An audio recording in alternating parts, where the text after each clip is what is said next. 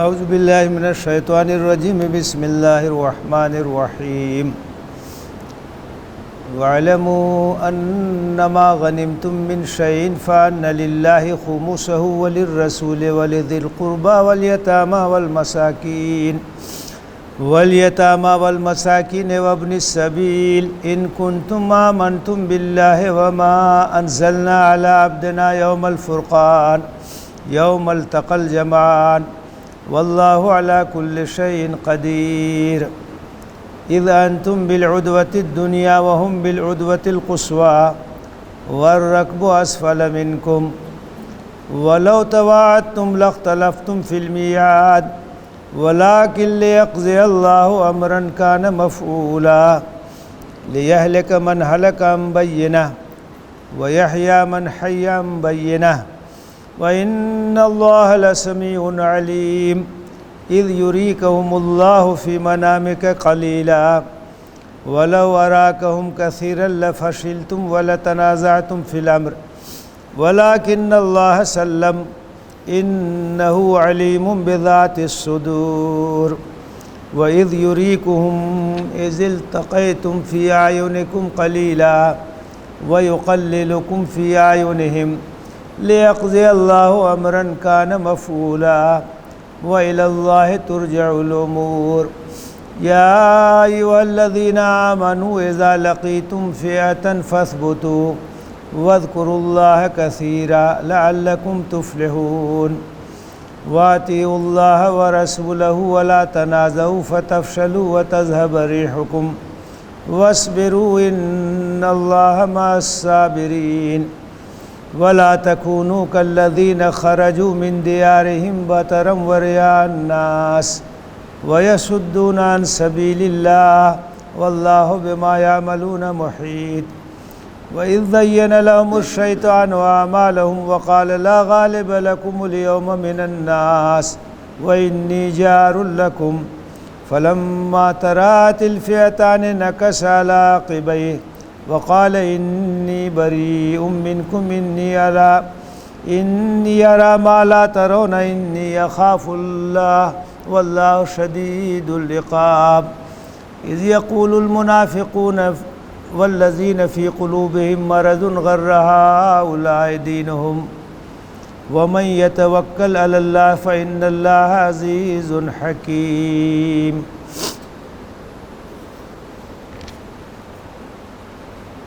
اور جان لو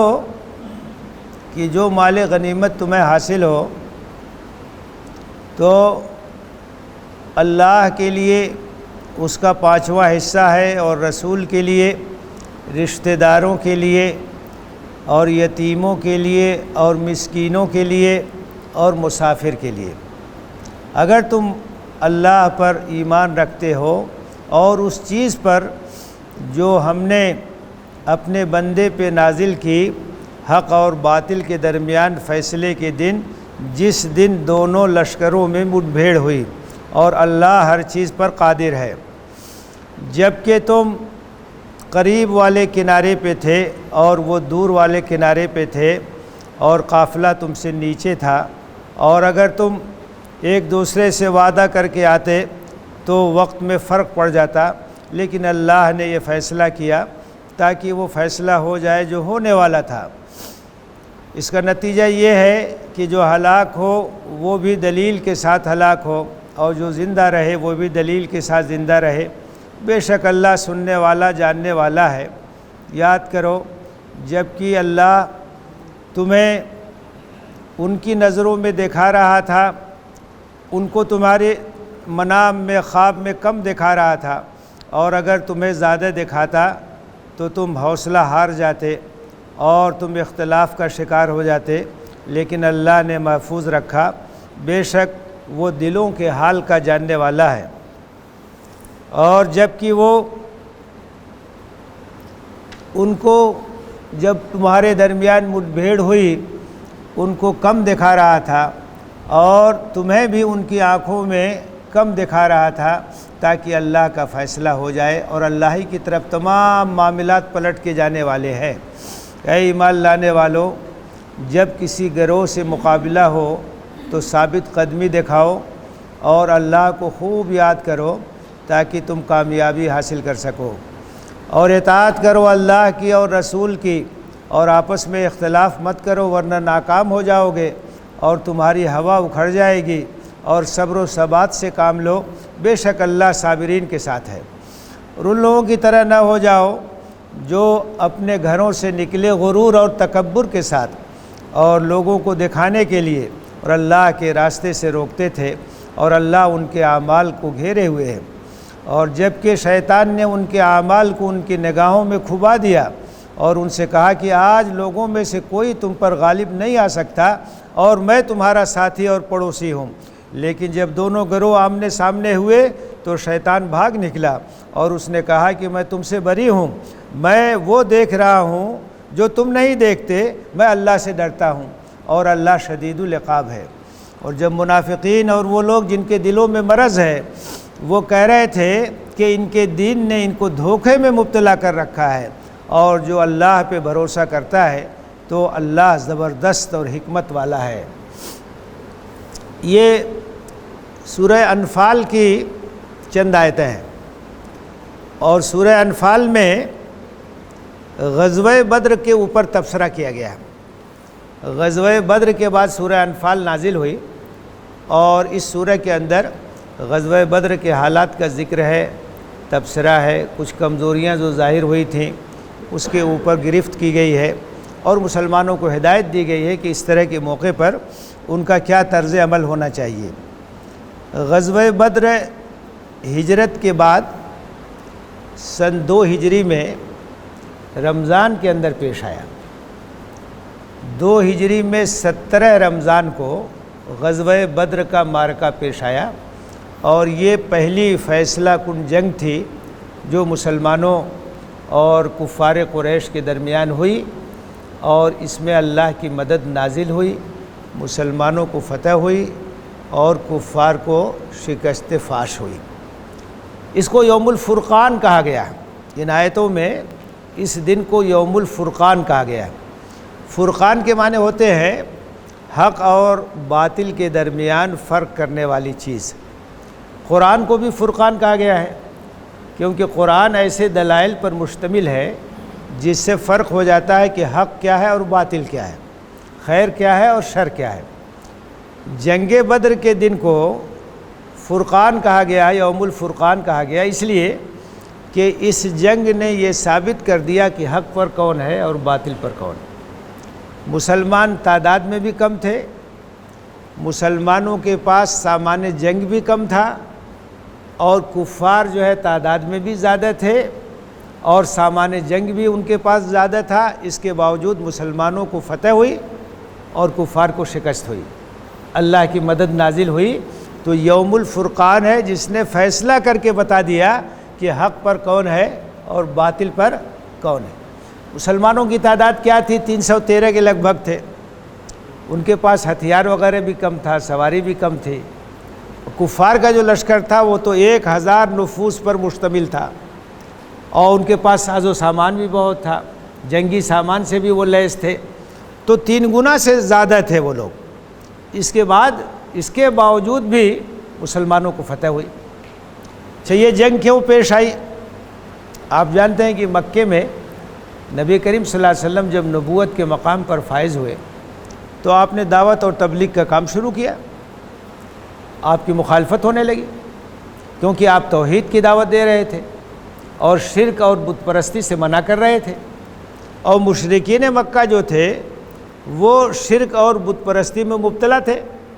انہوں نے تو خانہ کعبہ کے اندر 365 بت رکھ رکھے تھے، تو انہوں نے مخالفت شروع کر دی۔ دھیرے دھیرے لوگ آپ کی دعوت پر ایمان لا رہے تھے، تو انہوں نے ایذا رسانی کا سلسلہ بھی شروع کر دیا، ستانے لگے، مسلمانوں کو پریشان کرنے لگے اور دعوت کے راستے میں رکاوٹ کھڑی کرنے لگے۔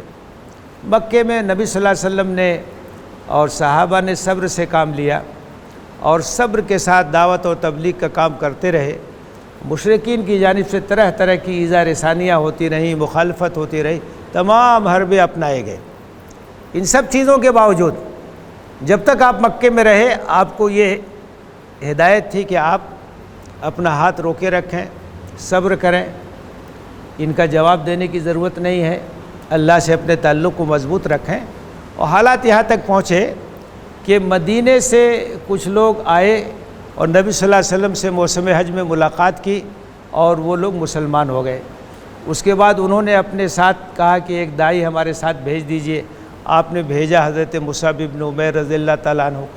انہوں نے جا کے مدینے میں دعوتی کام کیا، اس کا نتیجہ یہ نکلا کہ کافی گھروں میں اسلام پہنچ گیا،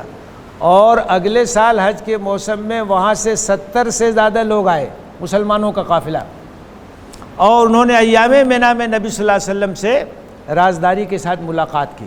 آپ کے ہاتھ پہ بیعت کی، اور انہوں نے کہا کہ آپ کب تک یہاں رہیں گے؟ قسم پرسی کے عالم میں، مظلومیت کے عالم میں آپ مدینے چلیے، ہم آپ کی حفاظت کریں گے، اور ہم جو ہے جس طرح سے اپنی حفاظت کرتے ہیں اپنے بال بچوں کی، آپ کی حفاظت کریں گے، مسلمانوں کی حفاظت کریں گے۔ اللہ تعالیٰ کی طرف سے ہجرت کا حکم آ گیا، آپ نے اجازت دے دی، مسلمان جو ہے وہ ہجرت کر کے مدینہ پہنچنے لگے۔ پھر آپ کو جب اجازت ملی تو آپ بھی ہجرت کر کے مدینہ پہنچ گئے۔ اب مدینہ پہنچنے کے بعد مسلمانوں کو ایک سکون کی جگہ ملی، مکے میں تو بڑی پریشانی تھی، مدینہ میں ایک سکون کی جگہ ملی، نبی صلی اللہ علیہ وسلم کی قیادت میں وہاں ایک اسلامی حکومت قائم ہوئی، لیکن مکہ والوں کو یہ چیز برداشت نہیں ہوئی، اور انہوں نے دیکھا کہ یہ تو ہمارے لیے خطرہ ہے، یہاں سے نکل گئے، انہوں نے ہجرت کے راستے میں بھی رکاوٹ کھڑی کی، لیکن مسلمانوں نے ہر طرح کی قربانی دی اور ہجرت کیا۔ تو اب انہوں نے یہ خطرہ محسوس کیا کہ مدینے میں اگر یہ سکون سے رہیں گے اور مضبوط ہو جائیں گے تو یہ تو ہمارے لیے ایک خطرہ بن جائیں گے۔ تو اب انہوں نے کیا کیا کہ چھاپہ ماری شروع کر دی اور مدینے میں بھی حملہ کرنے لگے، اور مسلمانوں کی زندگی وہاں بھی اجیرن کرنا شروع کر دیا۔ تب نبی صلی اللہ علیہ وسلم کو اجازت دی گئی کہ اب آپ بھی ہتھیار اٹھائیے۔ اُذِنَ لِلَّذِينَ يُقَاتَلُونَ بِأَنَّهُمْ ظُلِمُوا وَإِنَّ اللَّهَ عَلَىٰ نَصْرِهِمْ لَقَدِيرٌ۔ پہلی آیت نازل ہوئی کہ جن سے مسلسل جنگ کی جا رہی ہے اب ان کو بھی ہتھیار اٹھانے کی اجازت دے دی گئی، اور یہ دنیا کا دستور ہے، اگر آپ کے ساتھ زیادتی ہوگی، آپ کے خلاف کارروائی ہوگی تو آپ اپنا ڈیفنس کریں گے، آپ اپنا دفاع کریں گے، آپ اپنی حفاظت کریں گے۔ تو جب پانی سر سے اوپر ہو گیا، حد سے یہ بڑھ گئے، مدینے میں بھی رہنا دوبھر کر دیا، تو اب مسلمانوں کو اجازت دے دی گئی کہ تم اب اپنا دفاع کرو، اپنی حفاظت کرو، ان کے خلاف کارروائی کرو۔ تو نبی صلی اللہ علیہ وسلم نے مدینہ پہنچنے کے بعد جو اولین کام کیے اس میں سے ایک کام یہ تھا کہ آپ نے مدینہ میں جتنے باشندے تھے سب کے ساتھ بیٹھ کر کے ایک ایگریمنٹ کیا۔ وہاں مسلمان تھے، مشرکین تھے، یہود تھے، سب کو ملا کر کے آپ نے ایک ایگریمنٹ کیا، ایک معاہدہ کیا جس کو میثاق مدینہ کہتے ہیں۔ کہا کہ ہم سب مل کر کے مدینے میں یہ حکومت بنا رہے ہیں، باہر سے کوئی حملہ آور ہوگا تو سب لوگ اس کی حفاظت کریں گے، سب لوگ ڈیفنس کریں گے۔ تو ایک تو کام آپ نے یہ کیا کہ جتنے لوگ تھے سب کو ملا کر کے آپ نے ایک ایگریمنٹ کیا۔ اس کے بعد آپ نے کیا کیا کہ آس پاس کے جو قبائل تھے ان قبائل سے بھی معاہدہ شروع کیا، تاکہ دھیرے دھیرے معاہدین کی تعداد بڑھ جائے اور ان کی طرف سے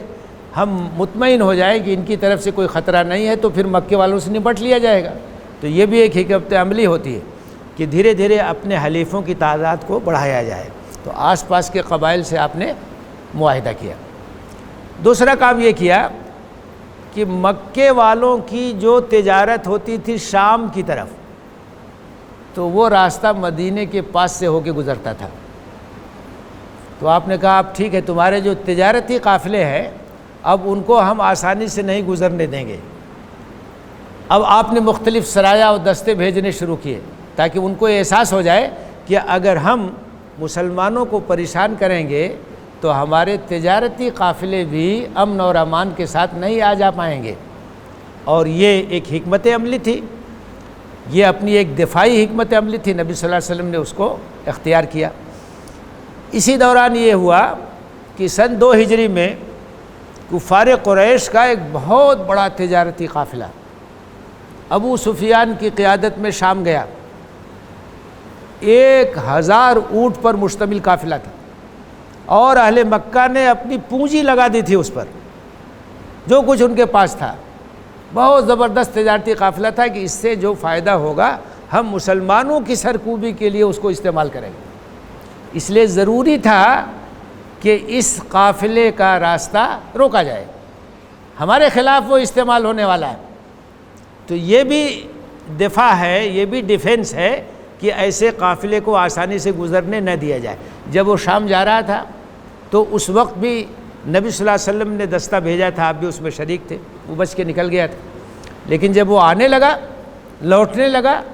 تو آپ نے تیاری کی اور صحابہ کے ایک لشکر کے ساتھ آپ نکلے۔ ابو سفیان جو تھا وہ بھی بہت چالاک تھا، تو خبر گیری کر رہا تھا، اس کو معلوم ہوا کہ قافلے کا راستہ مسلمان روکیں گے، اس نے فوراً وہاں خبر بھیجوا دی مکہ کہ قافلہ خطرے میں ہے اور اپنے قافلے کو بچاؤ۔ تو جب مکہ والوں کو خبر ہوئی تو وہاں آگ لگ گئی اور وہ سب جو ہے وہ جنگ کی منادی ہو گئی کہ اب مسلمانوں کا معاملہ صاف کر دیا جائے گا۔ بہت بڑا لشکر تیار کیا، 1000 سے زیادہ افراد پر مشتمل تھا، اور راستے سے کچھ لوگ واپس چلے گئے، وہ لوگ نکلے، اور اس کے بعد انہوں نے بدر کا رخ کیا۔ ادھر نبی صلی اللہ علیہ وسلم بدر کی طرف روانہ ہوئے۔ ابو سفیان خبر گیری کرتا رہا، اس نے جب معلوم کیا کہ کس طرف آ رہے ہیں مسلمان، راستہ بدل کر ساحل کے کنارے سے قافلہ لے کے چلا گیا۔ مٹ بھیڑ نہیں ہوئی، قافلہ بچ کے چلا گیا۔ قافلہ جب بچ کے چلا گیا تو ابو سفیان نے اپنے لشکر کو اطلاع بھیجی کہ ہم لوگ حفاظت سے آ گئے، اب تم لوگ واپس آ جاؤ، اب جانے کی کوئی ضرورت نہیں ہے۔ تو بہت سے لوگ رائے ہوئی کہ اب واپس ہو جانا چاہیے، لیکن ابو جہل نے کہا کہ نہیں، کمانڈر تھا ابو جہل اور غرور میں مبتلا تھا وہ، اس نے کہا کہ نہیں، چلیں گے ہم لوگ، بدر میں چل کے 3 دن وہاں قیام کریں گے، اور وہاں 3 دن خوب دعوتیں ہوں گی، اور اپنی طاقت کا سکہ جو ہے ہم ثابت کریں گے، جمائیں گے اور دکھائیں گے کہ ہمارے سامنے کوئی ٹک نہیں سکتا ہے۔ تو غرور اور نشے میں مبتلا تھا، وہ مانا نہیں۔ اور اس کے بعد جب یہ ہو ہی گیا کہ وہ لوگ آ ہی رہے، نبی صلی اللہ علیہ وسلم نے صحابہ کو تیار کیا اور کہا کہ اب جو ہے اللہ کا فیصلہ ہے اور جنگ ہوگی۔ اور 17 رمضان کو 2 ہجری میں بدر کے میدان میں یہ پہلا فیصلہ کن معرکہ ہوا اہل ایمان اور کفار کے درمیان، اور اللہ کی مدد شامل حال ہوئی۔ اللہ کے رسول صلی اللہ علیہ وسلم نے مسلمانوں کو حوصلہ دیا اور انتہائی بہادری کے ساتھ مسلمان لڑے، اور شکست فاش ہوئی کفار کو، میدان چھوڑ کر کے بھاگے، بڑے بڑے سردار ان کے مارے گئے، 70 صنادید قریش مارے گئے، بڑے بڑے سردار، ابو جہل بھی مارا گیا۔ مسلمانوں کی طرف سے جو شہادتیں ہوئی وہ 13-14 تھے، 70 کفار مارے گئے، 70 قیدی بنائے گئے، بعد میں فدیہ وغیرہ لے کے ان کو چھوڑا گیا، اور بھاری مال غنیمت مسلمانوں کے ہاتھ آیا۔ اور جب خبر آئی مدینے تو پورا جشن کا ماحول تھا، اللہ نے فرشتوں کے ذریعے سے مدد کی، ثابت ہو گیا کہ مسلمان حق پر ہے، باطل پر ہے۔ یوم الفرقان تھا، وہ فیصلہ کن جنگ تھی۔ تو یہ پوری سورہ انفال یہ نازل ہوئی ہے بدر کے بعد، اور اس میں اس کے حالات کے اوپر اللہ تعالیٰ نے کیسے مدد کی، فرشتوں کو کیسے بھیجا، اور جہاں جہاں کچھ کمزوری ظاہر ہوئی تھی اس کا بھی ذکر ہے، اس پر بھی تبصرہ ہے۔ تو یہ پوری سورہ جو ہے یہ غزوہ بدر کے اوپر ایک تبصرہ ہے، اور اس کے حالات پر اس کے اوپر سب تفصیل سے گفتگو کی گئی۔ اسی سلسلے کی آیات ہے، اس میں ایک مسئلہ جو تھا وہ مال غنیمت کا تھا۔ پہلی جنگ تھی، مال غنیمت ہاتھ آیا، تو اب یہ تھا کہ یہ کیا کیا جائے۔ اس سورہ کا آغاز ہی ہوا یسألونک عن الانفال، انفال بھی نفل کی جمع ہے، مال غنیمت ہی کے معنی میں۔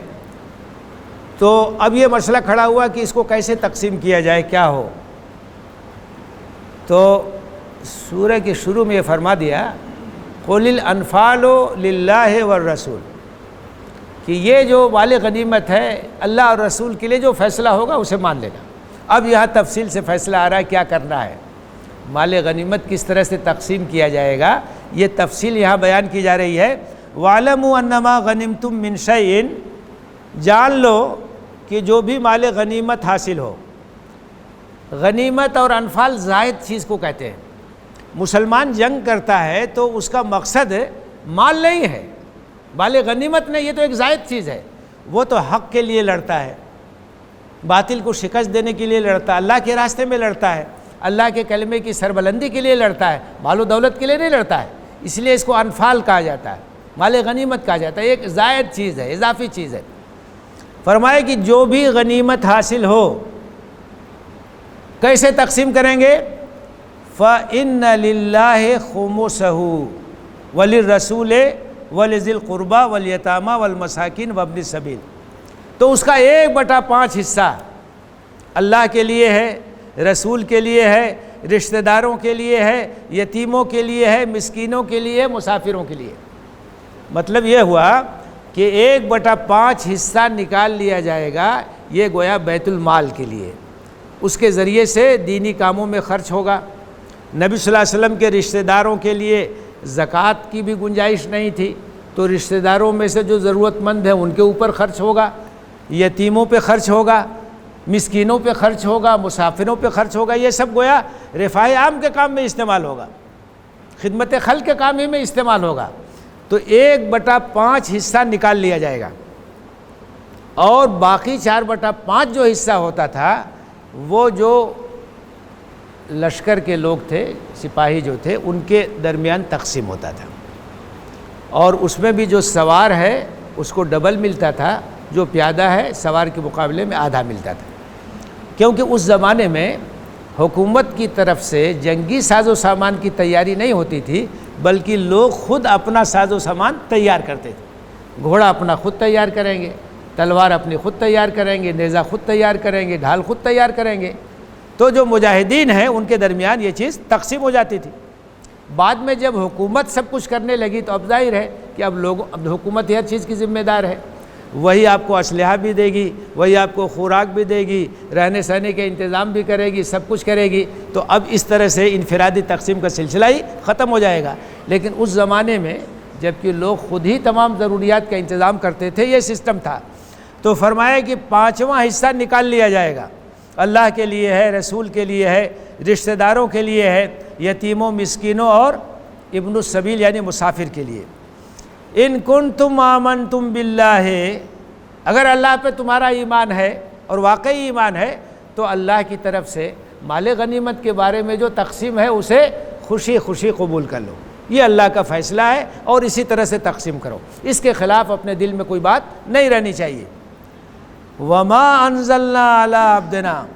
اگر تمہارا اللہ پر ایمان ہے اور اس چیز پر یقین ہے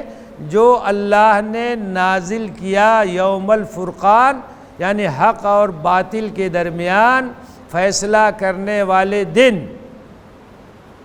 کیا نازل کیا؟ جو اللہ نے مدد نازل کی، جو اللہ نے تائید نازل کی، جو اللہ نے اپنی نصرت نازل کی، جو تم نے اللہ کی نصرت کا مشاہدہ کیا، تو اس یقین کا تقاضا یہ ہے کہ اللہ کا جو فیصلہ ہے اس کو مانو۔ مسلمان اس بات پر بھروسہ رکھتے ہیں کہ ہم کو اگر فتح حاصل ہوتی ہے تو اللہ کی مدد سے حاصل ہوتی، ہماری طاقت ہماری تدبیر سے نہیں حاصل ہوتی، ہم تدبیر بھی کرتے ہیں، سب کچھ کرتے ہیں، لیکن اللہ کی مدد اگر نہ ہو تو ہم کچھ نہیں کر سکتے ہیں۔ تو وہ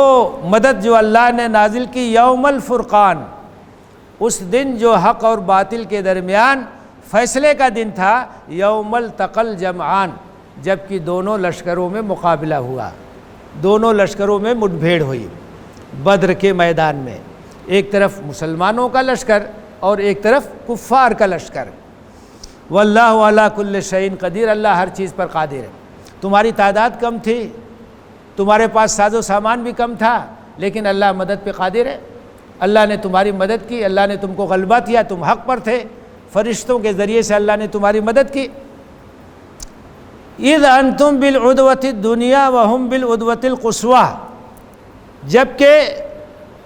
تم قریب والے کنارے پہ تھے، یعنی بدر کے میدان میں جو مدینہ کی طرف کنارہ ہے ادھر مسلمانوں کا لشکر تھا،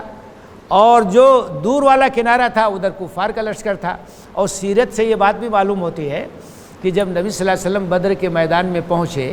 تو آپ نے ایک جگہ کہا کہ یہاں قیام کیا جائے، تو سب لوگ وہاں قیام کے لیے اتر گئے۔ تو ایک صحابی تھے اور انہوں نے آ کے کہا کہ اے اللہ کے رسول صلی اللہ علیہ وسلم، اس جگہ کا انتخاب آپ نے وحی الہی کی روشنی میں کیا ہے یا آپ نے اپنے تجربے کی روشنی میں ایک رائے قائم کی ہے؟ تو آپ نے کہا کہ نہیں، وحی الہی کی بات نہیں ہے، میں نے اپنے اندازے سے اس جگہ کو مناسب سمجھا۔ تو انہوں نے کہا اس جگہ کے مقابلے میں وہ جگہ زیادہ مناسب ہے۔ تو آپ نے ان کے مشورے کو قبول کر لیا اور اس جگہ آپ نے جا کر کے قیام کیا، اور بعد میں ثابت ہوا کہ بہت مناسب جگہ تھی، وہ بارش بھی ہو گئی، وہاں پانی اکٹھا کر کے ایک حوض بھی بنا لیا اپنے پانی استعمال کرنے کے لیے، ہر لحاظ سے وہ موزوں جگہ تھی۔ تو اس طرح سے نبی صلی اللہ علیہ وسلم مشوروں کو قبول کرتے تھے، اچھی رائے کو لیتے تھے۔ تو اس موقع پر مسلمان ایک طرف تھے، کفار ایک طرف تھے، وَالرَّكْبُ أَسْفَلَ مِنْكُمْ، اور وہ قافلہ جو تجارتی قافلہ تھا وہ نیچے سے نکل گیا، راستہ بدل کے ساحل کی طرف سے وہ چلا گیا۔ وَلَوْ تَوَاعَدتُّمْ لَاخْتَلَفْتُمْ فِي الْمِيعَادِ، اب جب قافلہ چلا گیا دونوں لشکر آمنے سامنے، مٹ بھیڑ سامنے ہو گئی، تو اللہ تعالیٰ فرماتا ہے کہ یہ مٹ بھیڑ اللہ کی طرف سے مقدر تھی، اگر تم پہلے سے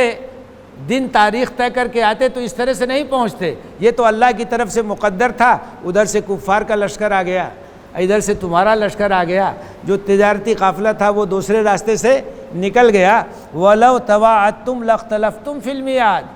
اگر تم دن تاریخ رکھ کے آتے تو آگے پیچھے ہو سکتا تھا، لیکن یہ تو اللہ کا ایک فیصلہ تھا اور بالکل ایک دن تم دونوں وہاں پہنچ گئے۔ وَلَٰكِن لِيَقْضِيَ اللَّهُ أَمْرًا كَانَ مَفْعُولًا، یہ کیوں تھا؟ اس لیے تھا کہ اللہ تعالیٰ نے طے کر لیا تھا کہ ایک فیصلہ ہو کے رہے گا، اللہ نے طے کر کے رکھا تھا کہ مسلمانوں کو فتح ہوگی، کفار کو شکست ہوگی، یہ مٹ بھیڑ ہوگی، یہ مارکا ہوگا، یہ اللہ کا فیصلہ تھا، اور اس کے مطابق وہاں سب لوگ پہنچ گئے، یہ اللہ کا فیصلہ تھا۔ لِيَهْلَكَ مَنْ هَلَكَ عَنْ بَيِّنَةٍ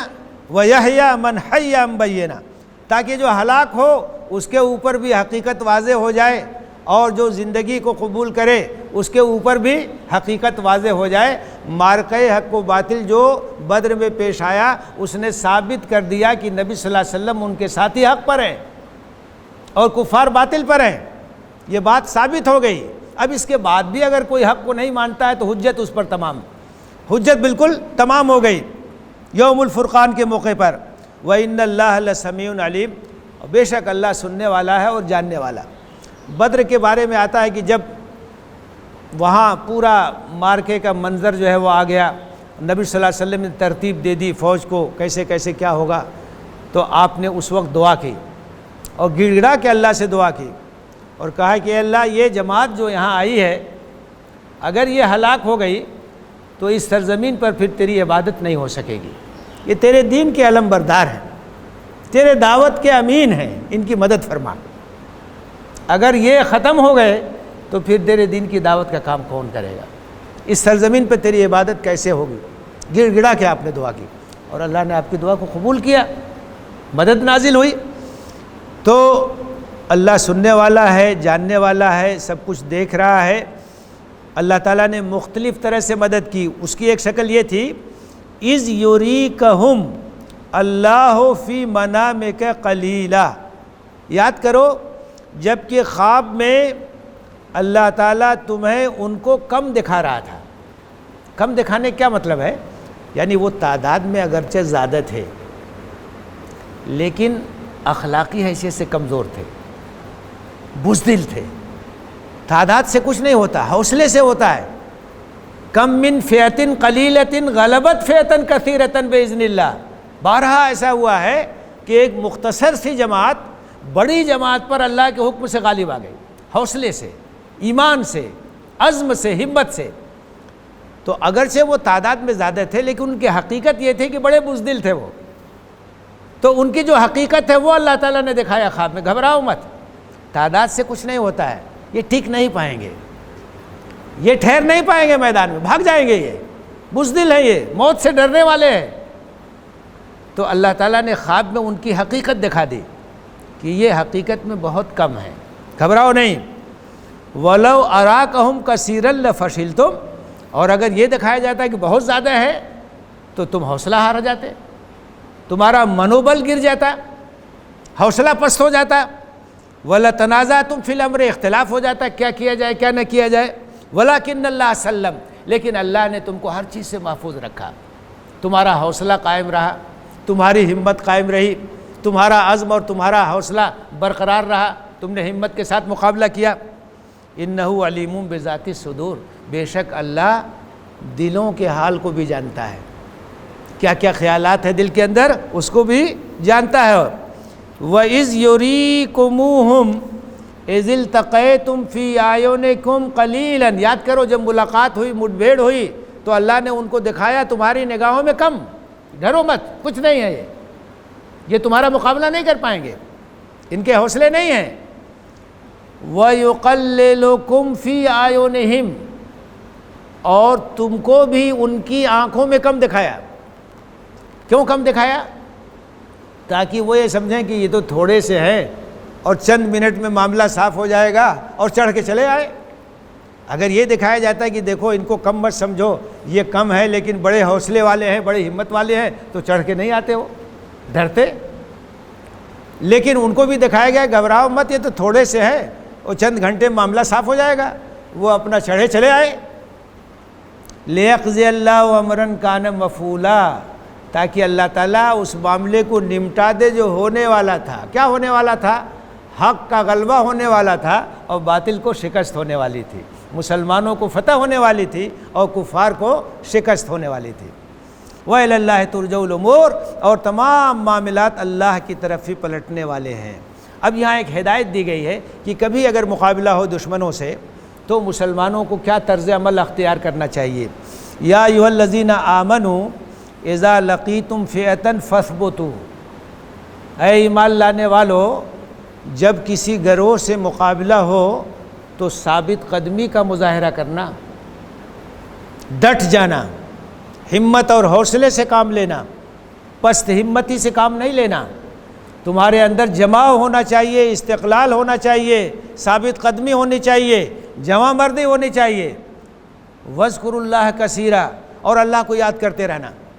اللہ کو یاد کرتے رہنا۔ میدان جنگ میں یہ ہدایت دی جا رہی، اس کا مطلب کیا ہے کہ کبھی اپنی طاقت کے اوپر گھمنڈ مت کرنا، ہمیشہ اللہ کی طرف متوجہ رہنا اور اللہ سے دعا کرتے رہنا کہ اللہ ہماری مدد فرما، اللہ ہمارے قدموں کو جما دے، اللہ ہمارے دشمنوں کو شکست دے۔ کبھی بھی اپنی طاقت پر گھمنڈ مت کرنا، بھروسہ مت کرنا، ہمیشہ اللہ کو یاد رکھنا، اللہ سے مدد طلب کرنا، اللہ سے استعانت کرنا، اللہ ہی کی مدد سے تم کو غلبہ حاصل ہوگا۔ تو وہاں بھی کہا جا رہا ہے وَاذْكُرُوا اللَّهَ كَثِيرًا،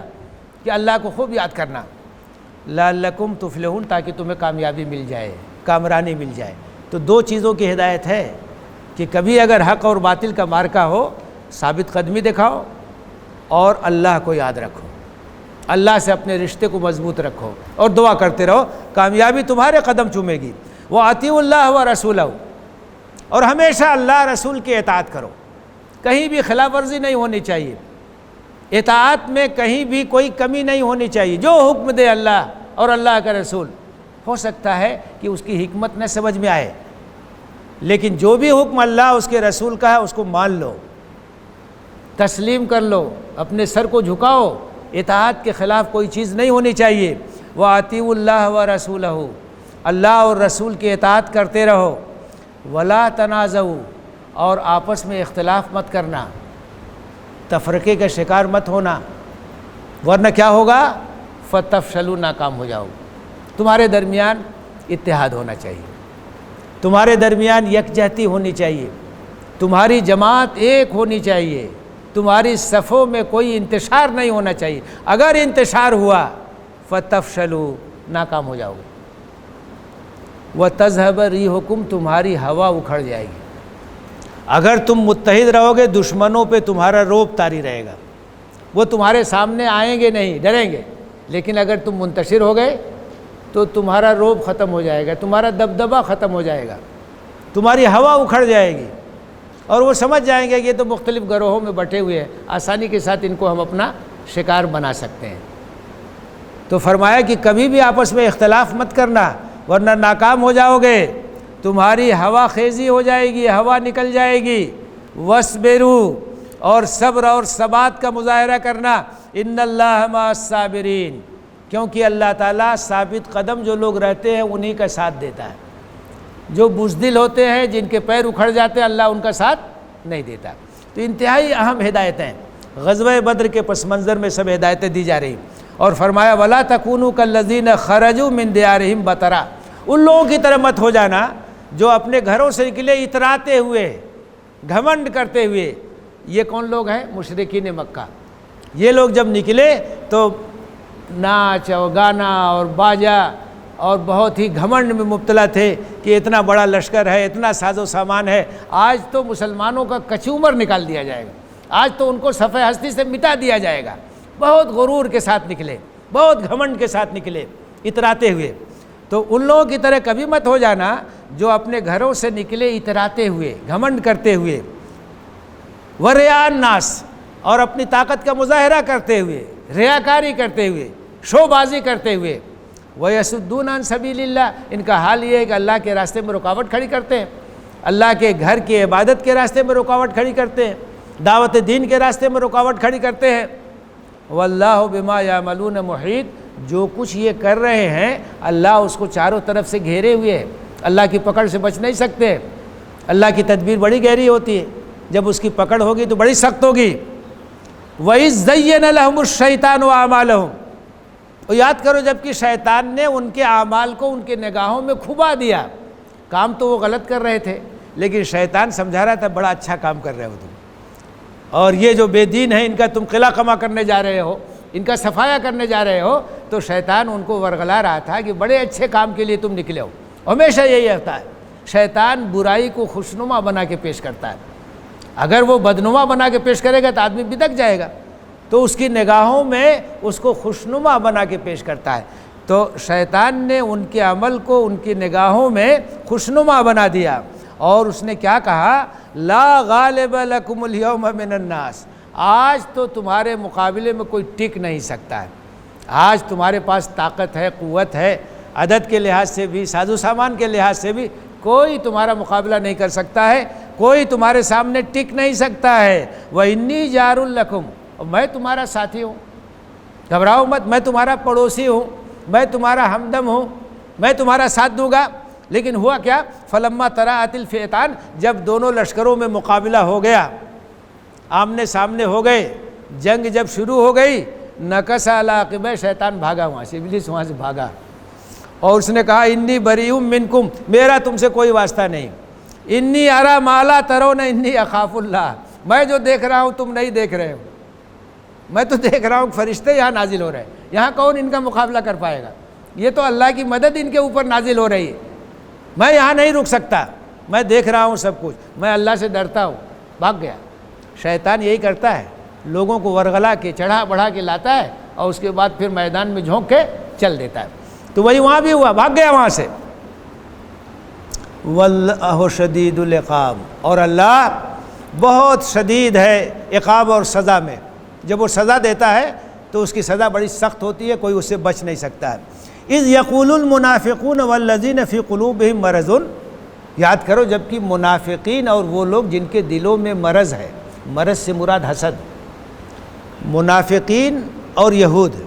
مدینے میں یہ دونوں مسلمانوں کے دشمن تھے، ایک تو منافقین تھے اور دوسرے یہود جن کے دلوں میں حسد کی بیماری تھی۔ ان کو حسد کیا تھی کہ یہ آخری رسول اور آخری کتاب یہ بنی اسماعیل کے اندر کیسے آ گئی، اس کو تو بنی اسرائیل کے اندر آنا چاہیے تھا، ہماری نسل میں آنا چاہیے تھا، حسد کا شکار ہو گئے۔ تو یہ دونوں کہہ رہے تھے، منافقین بھی کہہ رہے تھے اور یہود بھی کہہ رہے تھے غر ہؤلاء دینہم، مسلمانوں کے اوپر جملے کس رہے تھے کہ ان کے دین نے ان کو دھوکے میں مبتلا کر رکھا، پاگل ہو گئے ہیں، مشرکین مکہ سے مقابلہ کرنے جا رہے ہیں، کئی گنا بڑا لشکر ہے، اس کے مقابلے میں یہ کیسے ٹک سکتے ہیں، یہ تو دیوانے ہو گئے ہیں، یہ تو سب اپنے آپ کو تباہ و برباد کر دیں گے، اس طرح کے وہ تبصرے کر رہے تھے، اور وہ کہہ رہے تھے بچ کے نہیں آئیں گے، حالانکہ جانتے نہیں وَمَن يَتَوَكَّلْ عَلَى اللَّهِ فَإِنَّ اللَّهَ عَزِيزٌ حَكِيمٌ، جو اللہ پر بھروسہ کرتا ہے تو اللہ زبردست ہے، طاقت والا ہے، حکمت والا ہے۔ مسلمان اللہ پہ بھروسہ کرتے ہیں،